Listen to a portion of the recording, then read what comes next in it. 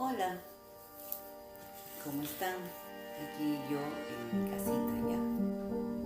En el video anterior les hice un corto recorrido por la Feria del Libro en Camaná. Allí, como les dije, estuve buscando información sobre las obras de los escritores peruanos actuales. Los que pude encontrar sus obras fueron de Santiago Roncagliolo y de Alonso Cueto, ¿no? Pero también les dije que hay muchísimos más escritores. Leyendo he visto que hay mucho talento en nuestro Perú, específicamente dentro de la literatura peruana. Pero para hacerlo un poquito más ordenado, voy a basarme en una clasificación que han hecho algunos analistas. Lo han clasificado en un primer grupo a aquellos escritores que han seguido la herencia, digamos, de la generación del 50, es decir, que se han abocado a la narración urbana, donde pues nos relatan de diferentes formas y estilos la sociedad de los años 80, 90, ¿no? y desarrollan pues sus historias, sus personajes en relación a esta época, ¿no? El otro grupo ha sido clasificado como aquellos que se han basado en su mundo interior, tratan de los sentimientos propios de sus personajes y no van más allá, ¿no? Simplemente el sentir, la forma de pensar o de actuar de sus personajes en sus historias. Y un tercer grupo es el que no se basa o no desarrolla sus escritos en la zona urbana, en la realidad de la sociedad que viven, ni tampoco en el mundo interior, sino que abarcan un universo diferente y cogen como tema, por decir, historias de muchos años atrás, ¿no? O también pura fantasía. A este grupo o a este tipo de novelas se le llama la novela utópica. Bien, ¿qué representantes pues tenemos en cada uno de estos grupos? En el primer grupo de los escritores, que también le llaman el mainstream, podemos ubicar a Alonso Cueto, a Santiago Roncagliolo, ¿no? Y a muchos otros que también han tomado como tema principal la violencia existente en esa época y también pues la migración y por ende el crecimiento de la ciudad de Lima con sus barriadas, sus pueblos jóvenes, sus asentamientos humanos, como ya lo habíamos mencionado y como ya lo venían haciendo también los de la generación del 50 y los de 60, como Vargas Llosa, por ejemplo, ¿no? Alonso Cueto, pues con su obra Grandes Miradas, nos expresa la corrupción en su mayor expresión y desde los altos mandos hasta los más inimaginables seres que tenían que ver con esto, ¿no? Desde la fuerza militar, encabezados por Montesinos. Aquí también nos cuentan sus aventuras, la posición de Fujimori frente a lo que estaba ocurriendo, en fin, ¿no? Es una obra muy extensa, ¿no? Hay que leerla con bastante detenimiento, sobre todo aquellos que no vivieron esta época. Yo me cuento entre uno de de los tantos que sí la experimentamos en carne propia, vivimos esa época que fue, como ya lo he dicho en algún momento, la más nefasta de nuestra historia. Santiago Mortariolo escribe igualmente sobre esta situación política, pero en su obra Abril Rojo, que no le he podido conseguir, ¿no? Pero sí conseguí Pudor, que es una obra que, como les dije en ese momento, ¿no? Su tema es la vida sexual de sus personajes, desde papá hasta la mascota, el gato. Es una obra, como les dije, también es una obra interesante, ¿no?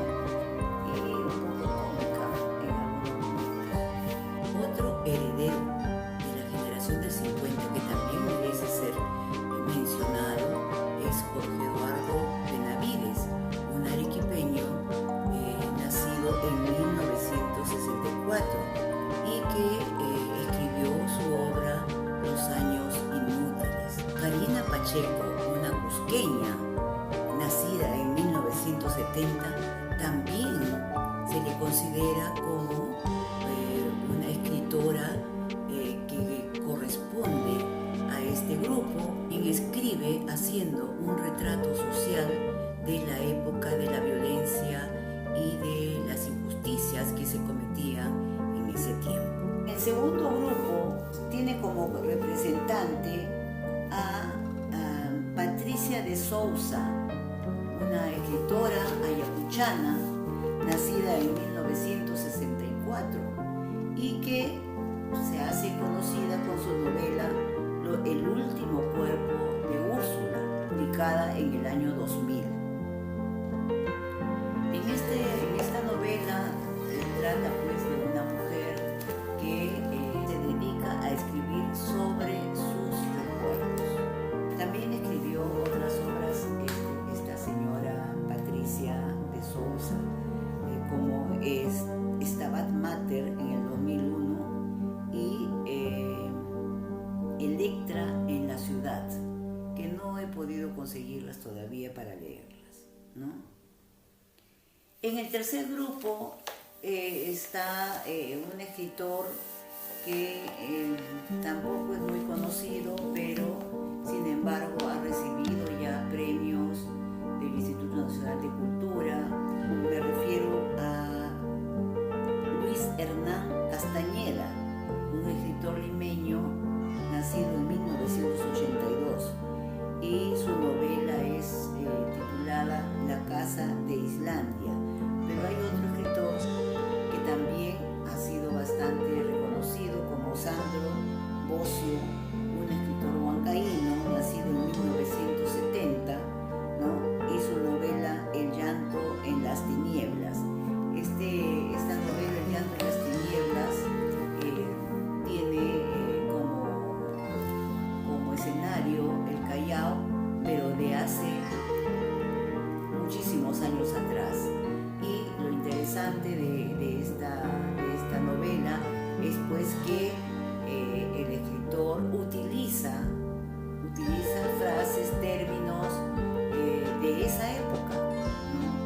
Y ya sabemos pues que la lengua también evoluciona y se van perdiendo algunas frases, refranes. Quiero concluir esta sesión diciendo que son muchos los escritores jóvenes, los nuevos talentos, y lo más importante es que no solamente son limeños, como dijera en algún momento Ampuero, ¿no? Simplemente están en evolución, están publicando sus libros, los cuales todavía no han sido muy reconocidos, pero sin embargo ya están presentes en antologías.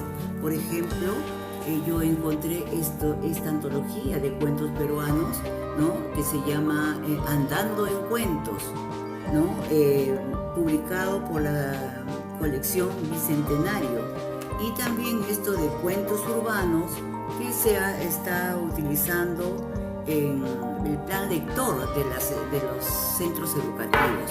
Aquí, por ejemplo, en este de cuentos urbanos, encontré un cuento muy, ¿qué le puedo decir? Escalofriante para mí, ¿no? Escrito por Cromwell Jara, un escritor de la generación del 70, pero merece que le comentemos un poquito su cuento titulado Montacerdos. Este cuento, pues, como le digo, me pareció bastante escalofriante por el tema de una familia muy humilde, muy pobre, ¿no? Que no tenían prácticamente que comer y recurrían a las ratas, ¿se imaginan? O vivían dentro de una total desaseo, una total suciedad. Entonces le picó una araña, se le infectó, su cabecita se le estaba prácticamente pudriendo, no le hacían las curaciones que necesitaba. En fin, realmente me impactó. Cromwell Jara Jiménez, un escritor piurano, ¿no? Estudió literatura en la Universidad de San Marcos, ¿no? Y se dedicó, pues, generalmente a cuentos para niños. Aquí también, en Andando en Cuentos, también encontré un cuento de Cromwell Jara titulado Piedra de Sacrificio.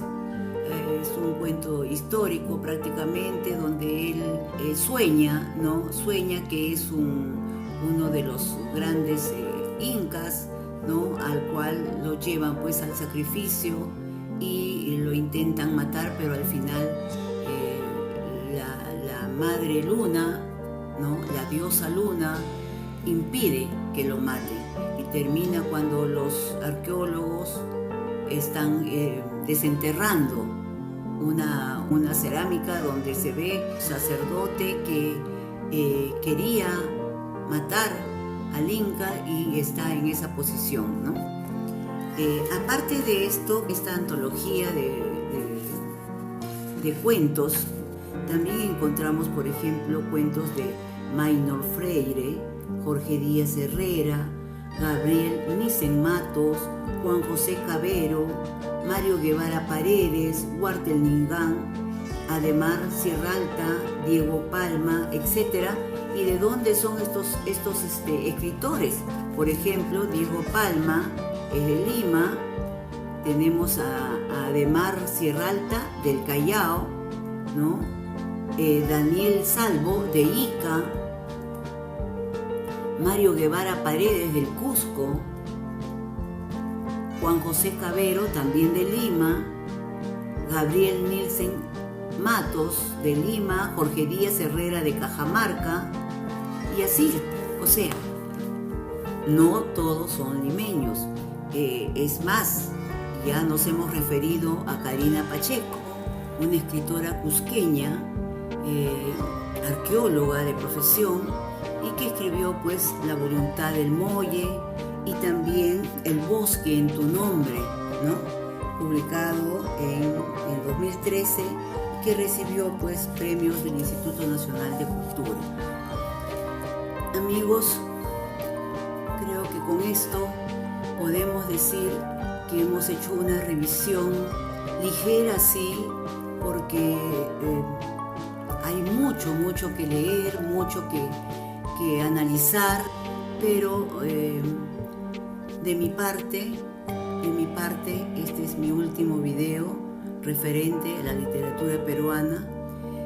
Motivos personales me obligan a hacer un alto, y yo creo que ese alto ya es definitivo. Espero de corazón que todos los videos que he publicado, que he subido, sean de ayuda. Mi consejo es que lean y lean, porque es la única manera de abrir nuestra mente a otras culturas, a otros pensamientos, y hacer, pues, reflexiones sobre ellos. De repente más adelante tendré novedades para ustedes, pero por ahora me despido con todo mi cariño y con todo mi agradecimiento.